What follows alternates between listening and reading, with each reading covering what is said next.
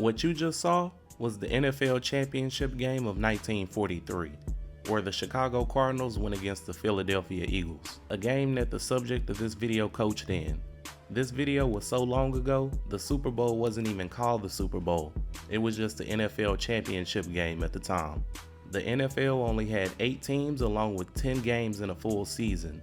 Yeah, 80 years ago has definitely changed the game of football. And like many people in history, as years go by and new legends are molded, people tend to forget the older legends, especially if they were never highlighted in the first place. Today, we're here to highlight one man's career and how Phil Holder became the first player from my hometown, Fort Worth, Texas, to make the NFL. Let's get it.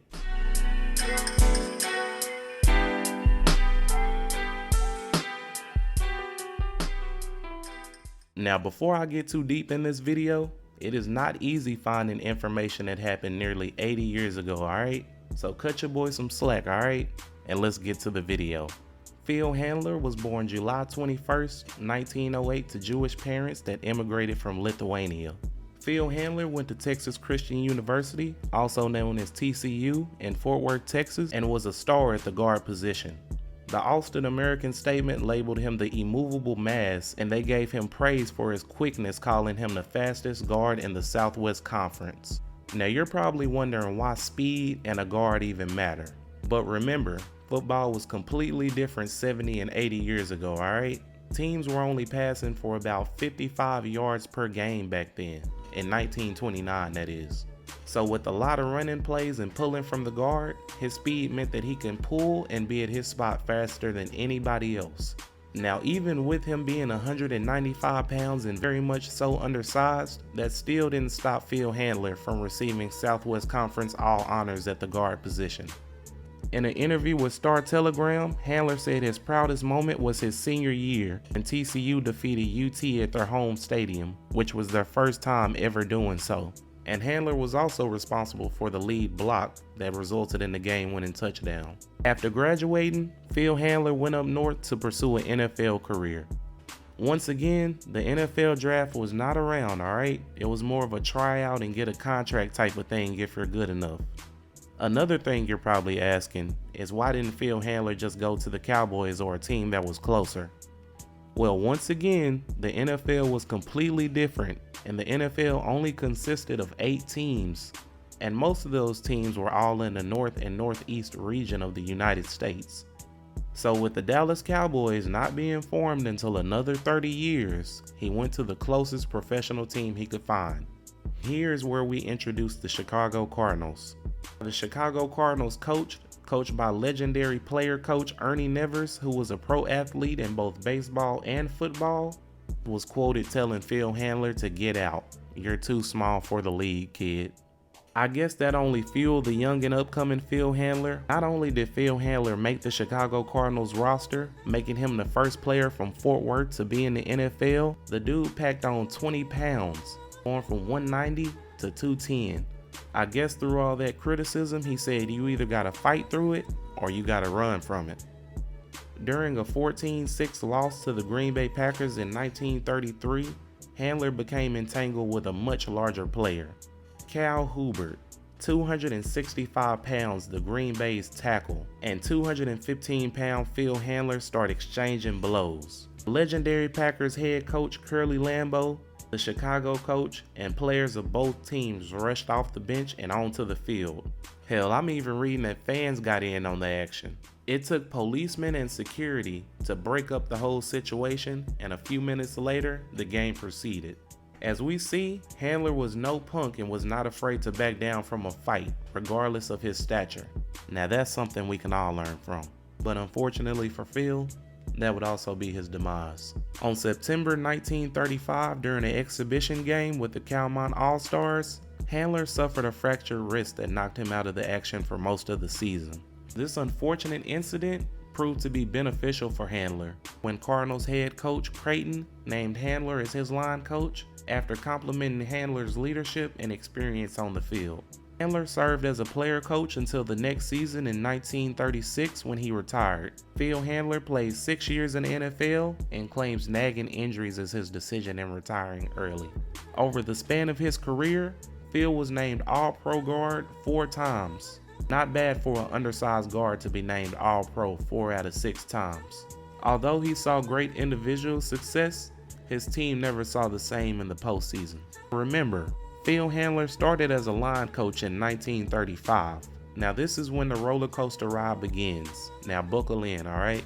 After 1939, Creighton stepped down from the head coaching position, being replaced by a familiar face, our friend Ernie Nevers. The Cardinals under Nevers compiled a 1-10 record, alright? So not very successful at all. Ernie Nevers was replaced in 1940 by Jimmy Conzelman.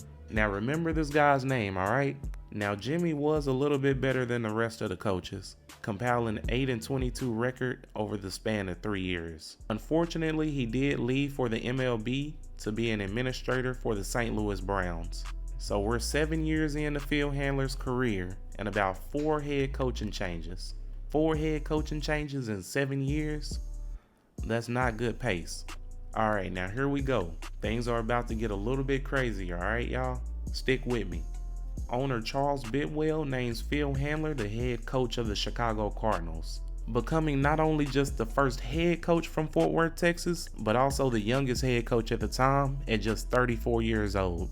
The Chicago Tribune described him as a quiet, sincere, slow-talking, clear-thinking, loyal type of guy through his stretch over the 13 years in the NFL. After the team's horrible year in 1942, I can only assume Phil Handler was like, what's the worst that could happen, right? Well, the worst is exactly what happened, right? The dude went 0-10, and that starts a stint in Handler's career that is not regarded as the greatest at all. Actually, Nevers is regarded as one of the worst head coaches in NFL history, but we're gonna cut him some slack, alright? Because due to World War II, Handler was short much of his crew and could not fill his team with the proper talent due to so many people being in the war. Well, the following year in 1945, so many teams lost players due to the war, some teams had to fuse together. Such examples include the Steelers and Eagles becoming the Steagles in 1943, and Handler's team joining the Steelers the following year in 1944 to form Carpet. Carpet, bruh? Really? During this carpet mess, Phil Handler had to co-coach alongside Steelers head coach Walt Kesling. It's safe to say there was no revenge tour, and Handler suffered through another ugly season in 1945, finishing 1-9. After having to share coaching duties, you would think they would cut you some slack. No, they didn't release or fire my boy, but owner Charles Bidwell rewarded Handler an assistant coach position in 1946 for his loyalty to the team and also his workmanship. Some articles are saying he returned as a line coach, others are saying he returned as an assistant coach. I'll go with assistant coach just to add dramatics. So y'all remember Jimmy Conzelman from earlier? I told y'all to remember him. Now remember this guy's name, alright? Cause just like Nevers, he's gonna pop back up again in this story. Well, he was persuaded back into head coaching by the Cardinals once again the following year in 1946. I don't know what they were thinking hiring back a coach that went 8-22 just a few years back, but it worked. Jimmy Conzelman and Phil Handler finally saw the Chicago Cardinals climb out of the NFL basement, going 9-3 and winning their first NFL championship the next year in 1947 against the Philadelphia Eagles. The following year, them boys balled out again and went 11-1, making it to the NFL championship again and losing to the damn Philadelphia Eagles, man. Talk about a rivalry, bruh. Now, you would think everything is going good, right? Well, here comes that roller coaster ride again that we were talking about. On January 1949, just 1 month after their defeat, Conzelman resigned as the Cardinals head coach, once again leaving him the task of serving as co-head coach, this time with Buddy Parker. But would this provide the opportunity for Handler to improve his hideous win-loss career? Not at all. With the entire roster coming back, you would think they would have a wonderful year, right? But after a 2-3 stint, the owners discontinued the co-coaching arrangement and Handler was sent to the front office. Handler was sent to the front office while Parker was given full control of the organization. By 1950, the legendary Curly Lambeau, Yes, that Curly Lambeau that got into a fight with them earlier ended up becoming the head coach of the Chicago Cardinals. In addition to the position of head coach, he was named vice president and was given complete control of personnel choice. Handler was surprised when he was asked to be on the sidelines again. A delighted Handler told the Chicago Tribune, "I enjoyed scouting players, teams, and signing players. But the more I worked at it, the more I sort of felt like baseball's Charlie Grimm when he said, 'These hands weren't made to carry a briefcase.'" When Curly came, I made up my mind I'd like to go back into coaching.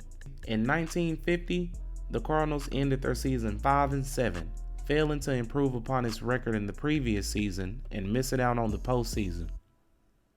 In 1951, the season went even worse for Handler and the Cardinals. The team ended the season just 3-9, and of course they missed the postseason once again. Curly resigned after the 10th game while stating no man can do a satisfactory job if he's consistently harassed by his front office. Handler's final call to the head coaching ranks was split. In his last 2 games he went 1-1, and he concluded his head coaching career with a 4-33 record, one of the worst in NFL history. So far we're in Handler's 15th year as a head coach and what feels like his 20th head coaching change. By now I can only assume that dude is irritated as hell, if he wasn't irritated back in his first 5 years. In 1951, Handler takes his talent to a more established organization, the Chicago Bears. In the next few years he does what he always does. Coach his group of guys up so they can be knowledgeable at the position, and also coach his guys up to be great leaders. And after a few years, Handler finds himself back in the NFL championship game in 1963. From there, the Chicago Bears would be led by one of the highest paid running backs in the league, Rick Caceres, who was making a whopping $20,000 a year at the time. Wow. But the Chicago Bears went on to win the NFL championship game against the New York Giants 14-10, the second championship for Phil Handler as an NFL coach.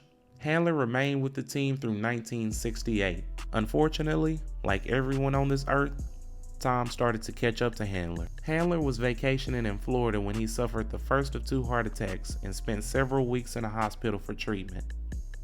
Upon his release, doctors told Handler that he could spend time with the team during practice, but he would not be allowed to attend Bears games. He was even advised not to watch games on TV.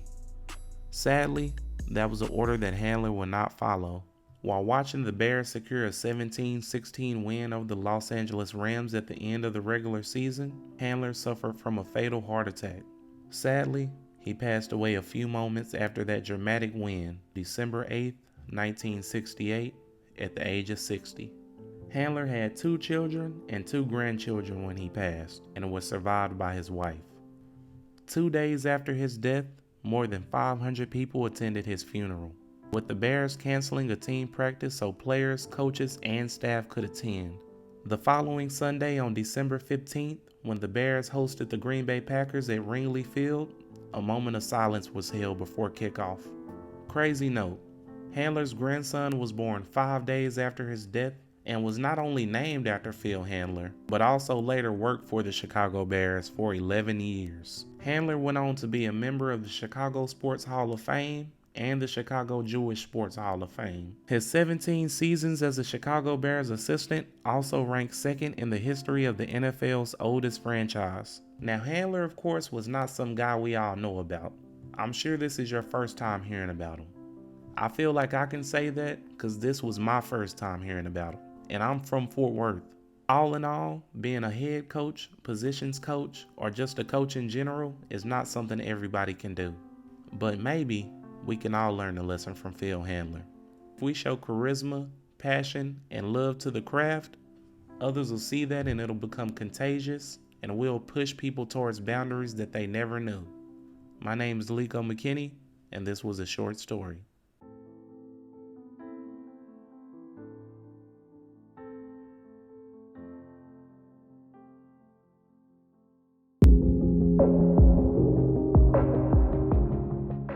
Thank you all for watching. If you enjoyed this video and want more like it, please go ahead and comment down below what athlete you would like me to tackle on a short story next. If you want more updates, go ahead and go to my social media accounts that I left down in the comments. Please be looking out for me and my brother's podcast coming out, 817 Athletic, dropping August 24th. Once again, thank you for watching. Let's get it.